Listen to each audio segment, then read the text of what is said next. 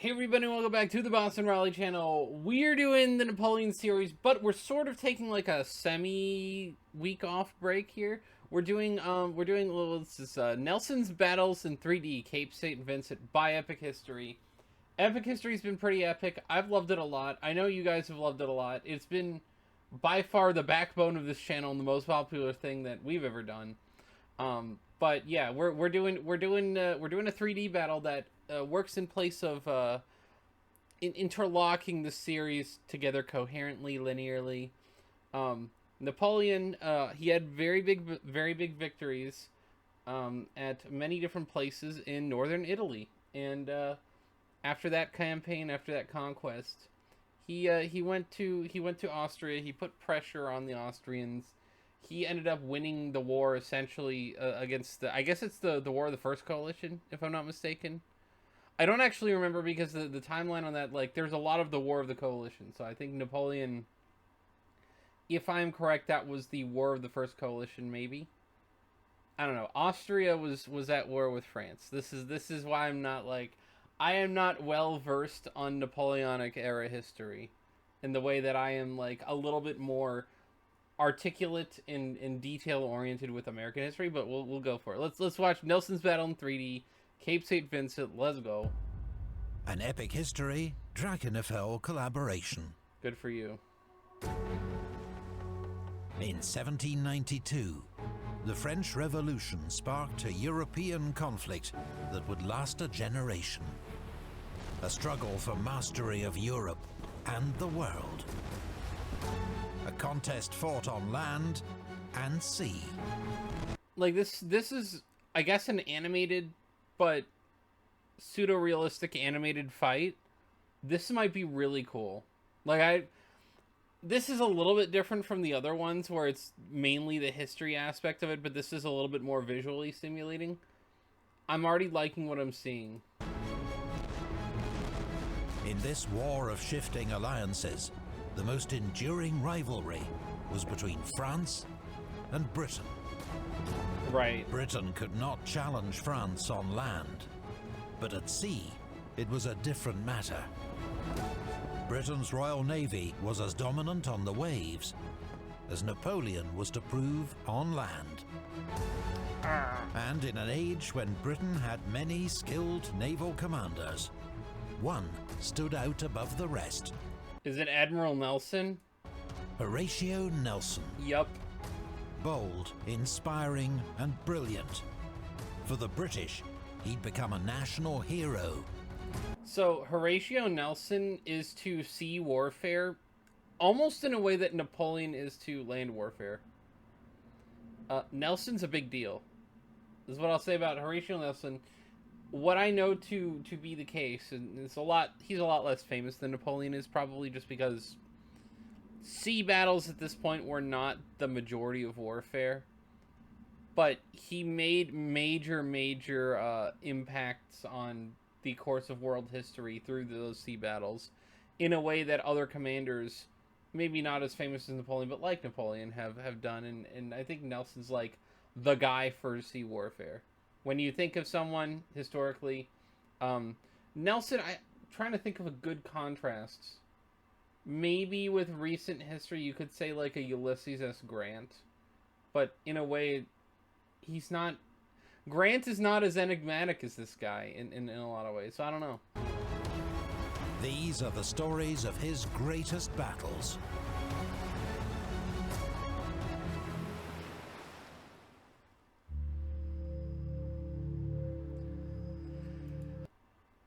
I cannot, if I am in the field for glory, be kept out of sight. Is there more? No. Captain Horatio Nelson, Royal Navy, 2nd of August, 1796. 1797. Ooh. The Revolutionary War is in its 5th year, and the French Republic dominates on land. It has conquered the Low Countries and northern Italy, and now its armies advance on Austria. Yep. At sea, the British Navy rules supreme, having won a series of victories over the French. But a new alliance between France and Spain poses a major threat to British naval power. Ship for ship, the British Navy is superior to any enemy. This is also something that Britain is known for in particular, not just Horatio Nelson. The British Navy has been the standard, like, prior to the American Navy. I think the British Navy was the most formidable seafaring group in human history for like 300-400 years. It was insane how thoroughly the British had dominated in their naval capacity. That can be just felt in any impact anywhere around the world. The British Navy was the one making everything, like they made the waters wave and the clocks run on time. They set the stage for everything. Its crews are experienced and well led, while the French have lost many naval officers during the Revolution, and the Spanish lack money and training. Do the Spanish just always lack money? Because it seems like Spain, from what I remember, always has like, they always have funding issues, or something has to do with funding. Britain also has the most ships, around 144 ships of the line, the largest vessels of the age, and the only ones that take part in major fleet actions. France has just 69. Nice.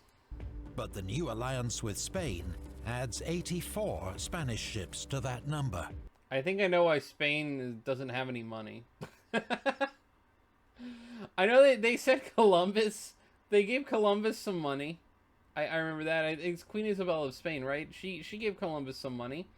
And she probably, like, Spain to me oozes of, like, they make big spendy decisions. Britain at the time, that was like, Navy was their thing. They didn't have land armies that went and did a whole lot normally because they're an island nation, somewhat isolated from the rest of the world. For them to have 12 dozen ships of the line makes sense. Spain having well over half of that is kind of wild. I mean, not really, because Spain was a really big empire at the time. It was not by any means a small country, but it seemed like spending money was something Spain did a lot.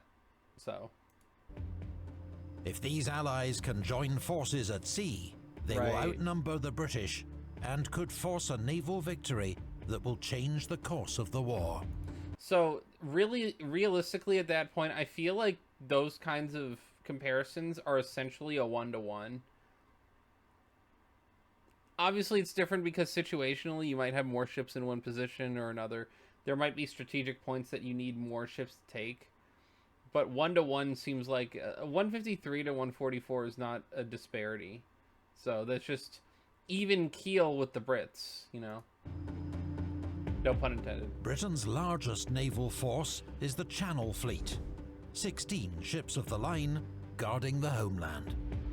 And that's the main importance here. Detachments watch France's Atlantic ports, where the French have several powerful squadrons, with the largest at Brest. Also nice. Britain's Mediterranean fleet, 10 ships of the line, had been operating from bases in Corsica, Elba and Naples. But now Spain's joined the war, the British are heavily outnumbered in the Med. And so the strait right there that leads the Mediterranean into the Atlantic, that I'm assuming that is where we're gonna see a lot of conflict here, because that's a choke point. To make a strategic withdrawal to Portugal. Right. Here, the fleet is reinforced to 15 ships of the line, and its commander, Admiral Sir John Jarvis, is ordered to keep close watch on the Spanish.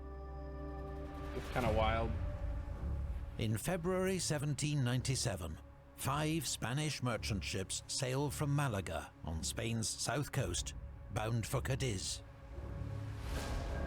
They carry a cargo of mercury, vital for refining the silver and gold, which arrives in Cadiz from Spain's New World Empire. It's interesting that mercury would be that particularly useful, because in recent history, mercury's been mainly used for thermometers, I guess. I don't know. The convoy is considered so important that it receives a powerful escort. The entire Spanish battle fleet, 27 ships of the line, and several frigates. After escorting the merchant ships to Cadiz, the Spanish commander, Admiral Cordova, will continue to Brest to join forces with the French. If he is successful, the British will face a giant combined fleet, their greatest strategic fear. Well, and this is the thing though, is like Great Britain, they have a island country. It's a big island country, but it's an island country, and so a combination of France and Spain's fleets being able to go toe to toe with the navy that Britain has invested so much in, that's a threat. It's a major threat in a way that, like, I don't think we really quite understand in the United States. No one comes close to our military capability. And everyone hates us. Similar to Great Britain. Great Britain is sort of, at the time, the center of power in Europe in a way.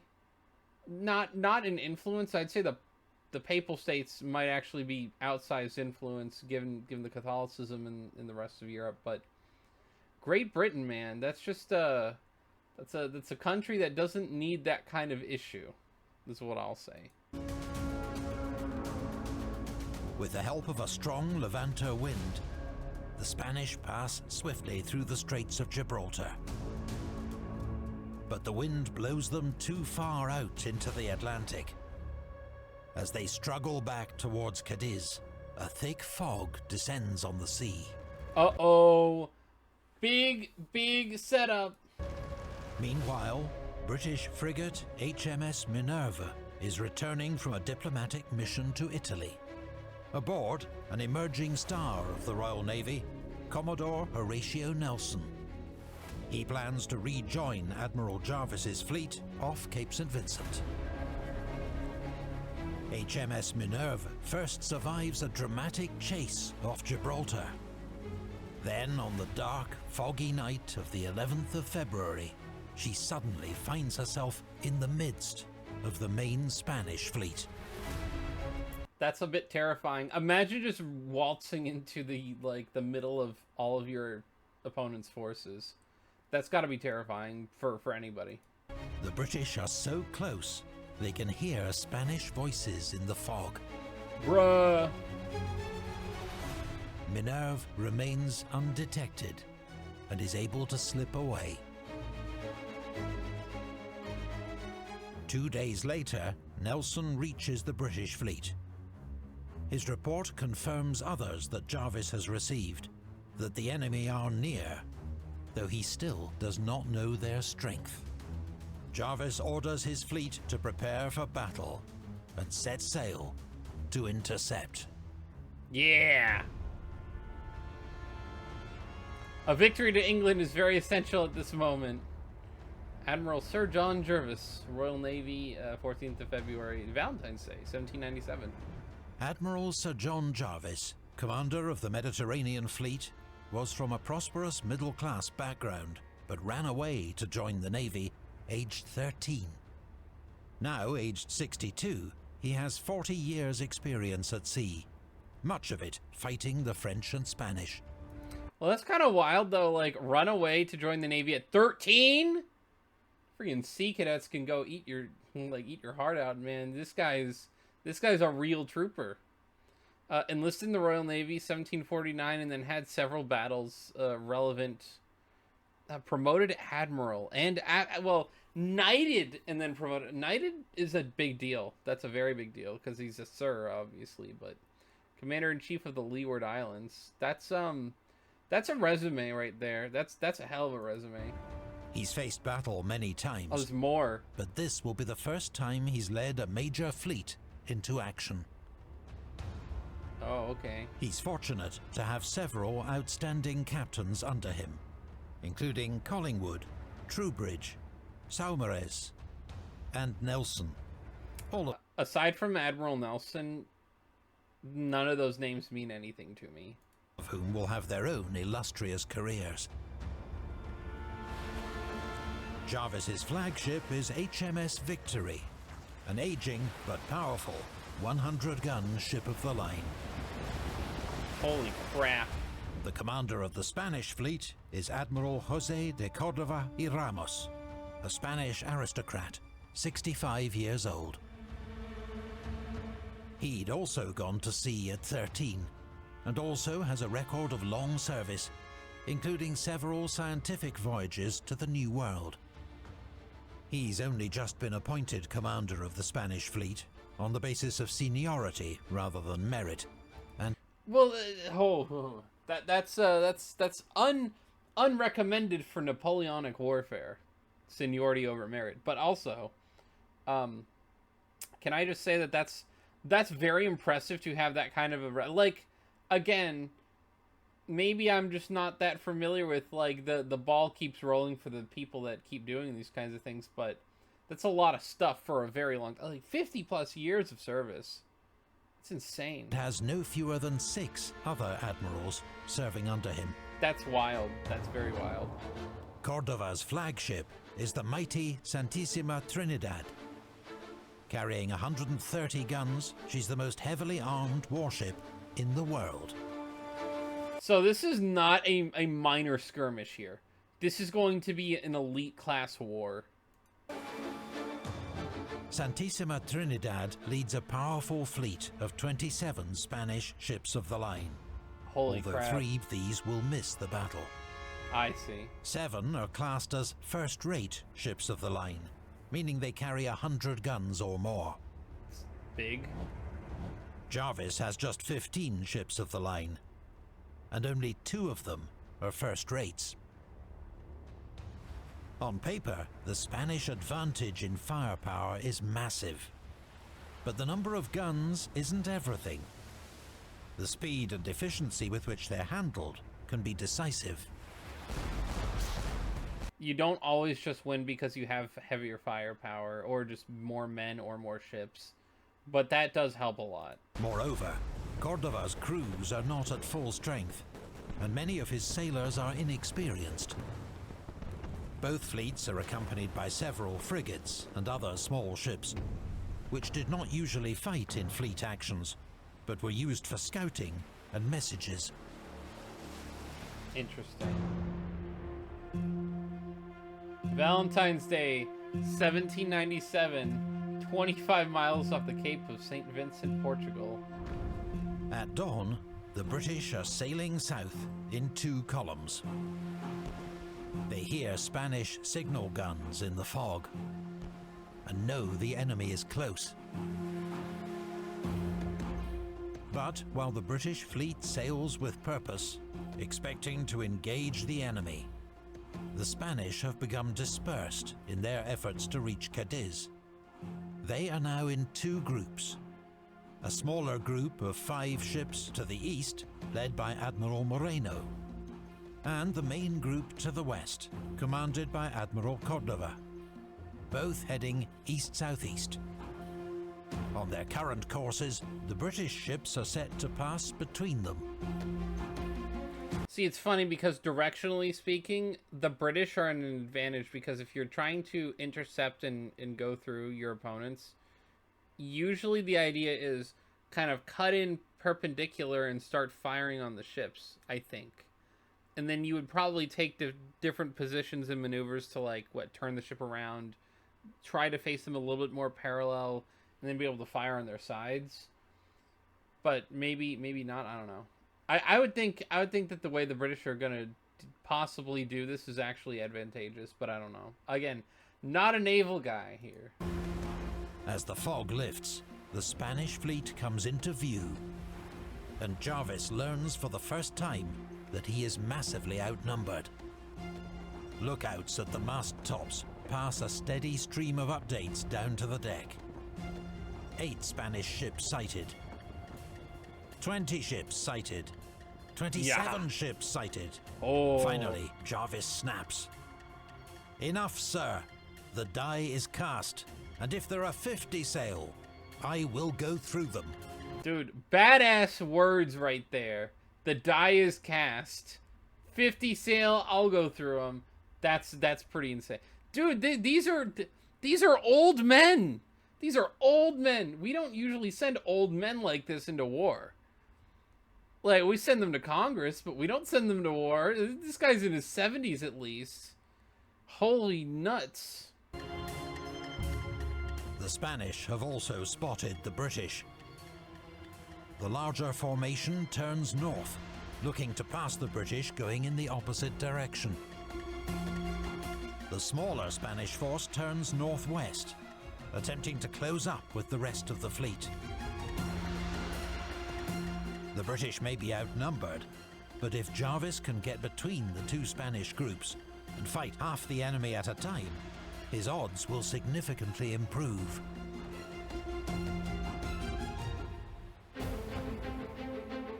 Form the line of battle as most convenient. Admiral Jarvis has ordered their signal to the fleet. As the range closes, Jarvis orders his ships to form a single line of battle to cut between the two Spanish formations. Interesting.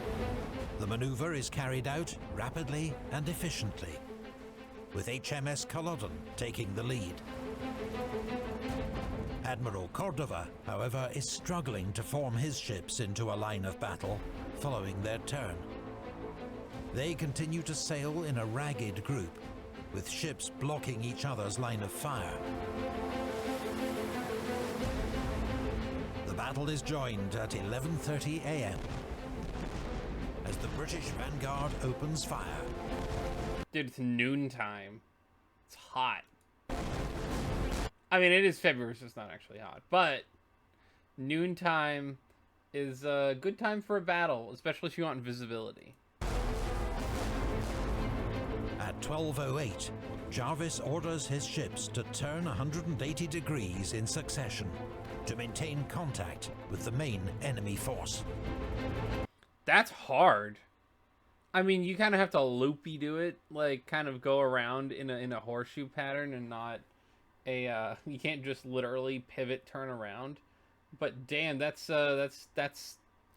good on the helmsman.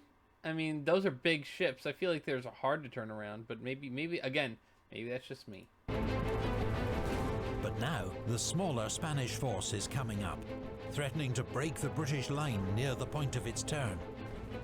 If they can pull off this maneuver, they'll split the British fleet, making it vulnerable. Experienced British captains keep in tight formation, denying the Spanish any gap to exploit. But it is a determined attack. HMS Colossus takes heavy sail damage and veers out of control. Her neighbours, Orion and Irresistible, provide covering fire. The Spanish finally receive such a terrible series of broadsides that they abandon their attempt to get through the British line and turn away. For the British, every moment now counts. So again, with naval warfare, I'm a little less familiar, but I feel like that was actually really advantageous on the British part, because you have that small little contingent of 8 ships. You just have a line of ships congaing around, opening intense cannon fire in those ships. They're probably just going to have to back off at some point, and you're forcing that segment to have to withdraw before you really take on the big fleet. And maybe that's just me, but that seems like a pretty good start. Admiral Cordova's force is getting away. He plans to slip around the British and rejoin with the rest of his fleet. If the British are to prevent him, someone will have to do something drastic.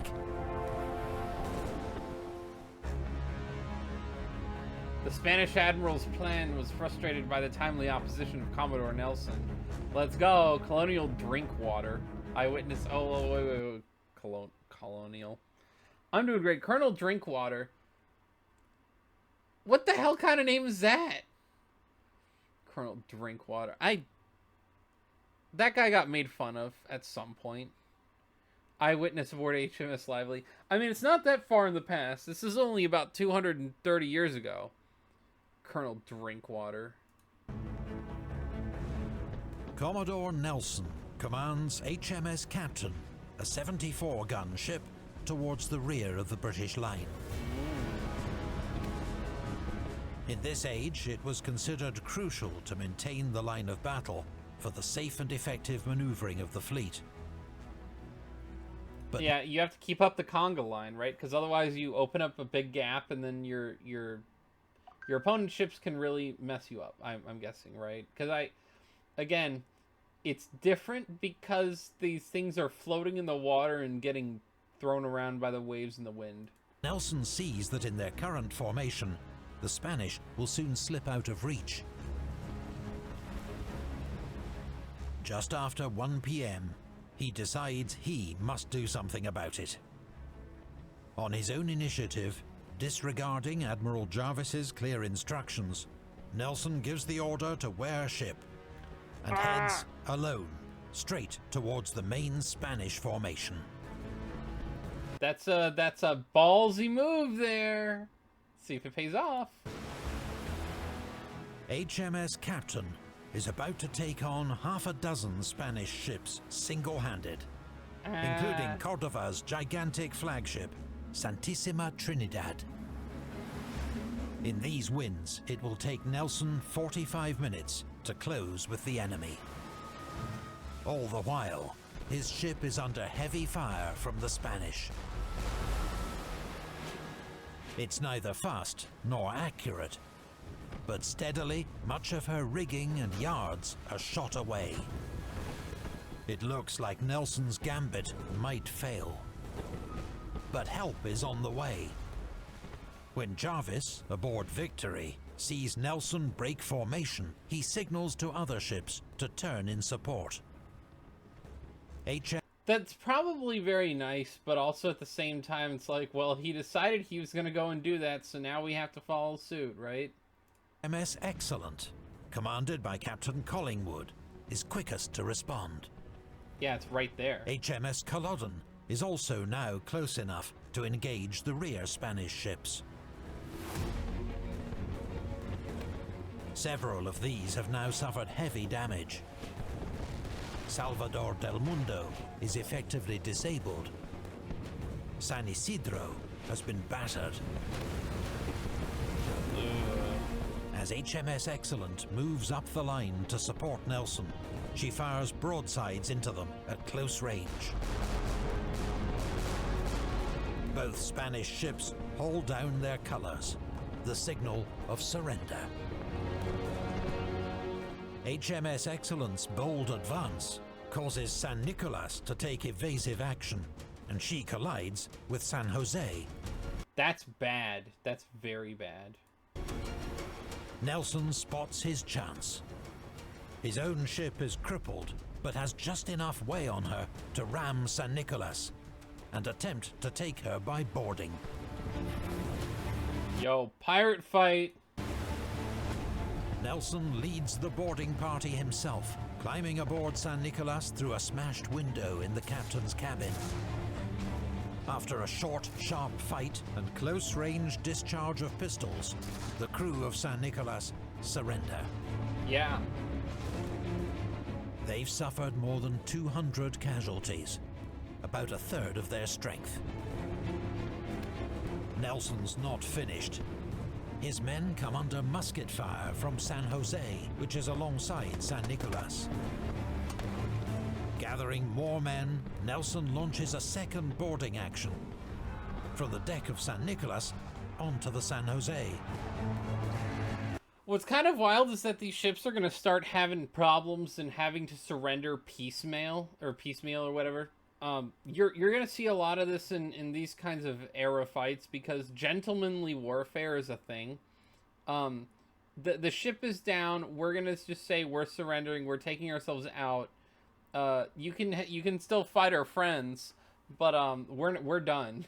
This is what that is. You crippled us. We're gone. This Spanish crew, bewildered by the sudden onslaught, also surrender. This extraordinary feat of using one captured ship as a springboard to take another is soon dubbed Nelson's patent bridge for boarding first rates.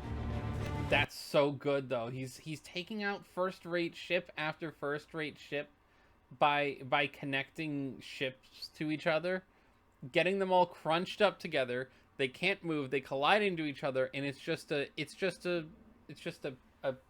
patchwork, I guess, of seafaring land in a way. It's kind of genius. He is presented with so many swords by surrendering Spanish officers that he has to pass them to his coxswain to hold. Wow. Cordova's flagship, the giant Santissima Trinidad, is now being hammered by 3 British ships. Her crew has suffered more than 300 casualties. Around 4 p.m, there are rumours she struck her colours, but it's difficult to tell amid the smoke, din and confusion. Before she can be secured, 2 undamaged Spanish ships arrive and help tow her to safety. The British ships are too battered to pursue the enemy, who have begun to regroup and may yet pose a threat. Jarvis signals to his fleet to form up and secure the 4 Spanish ships they've already captured. As Cordova and his remaining fleet sail for Cadiz, the British begin to cheer. A remarkable victory. Alright, we gotta see them stats, right? We gotta see them stats. As she passed, HMS Victory saluted us with 3 cheers, as did every ship in the fleet. Commodore Nelson, HMS Captain. Against the odds, the Battle of Cape St. Vincent ended in a significant British victory. 4 Spanish ships of the line were captured, including 2 first-rates. Let's go! Let's go! That's actually impressive, because you're usually not taking the whole fleet. If you took the whole fleet, that'd be the end of their navy, practically. They'd have to rebuild, and those are expensive.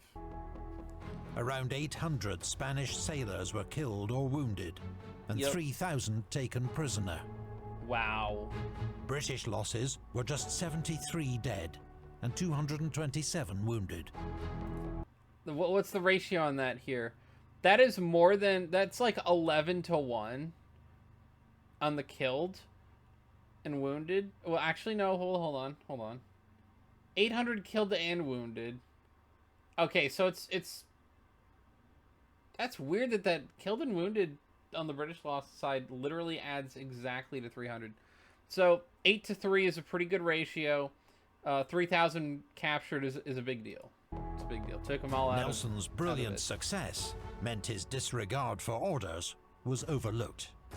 Yeah. Instead, he was knighted. So, I mean, when you disregard orders and you fail, that's really bad. You have to succeed at that point, and you have to succeed good. Becoming a Knight Companion of the Order of the Bath. Oh, nice. Admiral Sir John Jarvis was made the Earl of St. Vincent and received a generous pension and other honours. In 1801, he was appointed First Lord of the Admiralty, the political head of the Royal Navy. He lived... That's insane.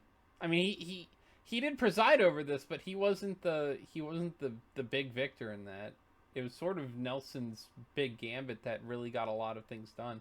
I mean, it's not to say that this guy did not deserve it or do a lot to be able to deserve it, but that's a big title promotion. To the age of 88, and is remembered as one of Britain's greatest admirals. That's insane. Admiral Cordova, in contrast, was disgraced. Historians and his officers agree that he behaved with courage during the battle, but his ineffective maneuvers were blamed for defeat. Yeah. He was dismissed from the Navy and forbidden to appear at the Spanish court. He died... That is a big deal. Again, these guys had very similar resumes prior to this fight, and it just went so sideways in different directions for each of these guys. That's insane. It's insane. In 1815. The Battle of Cape St. Vincent was no battle of annihilation, but it had major strategic consequences. I'll say. After their defeat, the demoralized Spanish fleet returned to Cadiz, where it was blockaded by the British, meaning the threat of the Spanish and French navies joining forces had been neutralized. And so the next year, 1798, a British squadron commanded by Rear Admiral Nelson returned to the Mediterranean. He was soon in pursuit of a French fleet, carrying General Bonaparte's army to Egypt. Ooh, big deal, very big deal. We're gonna get into that next week.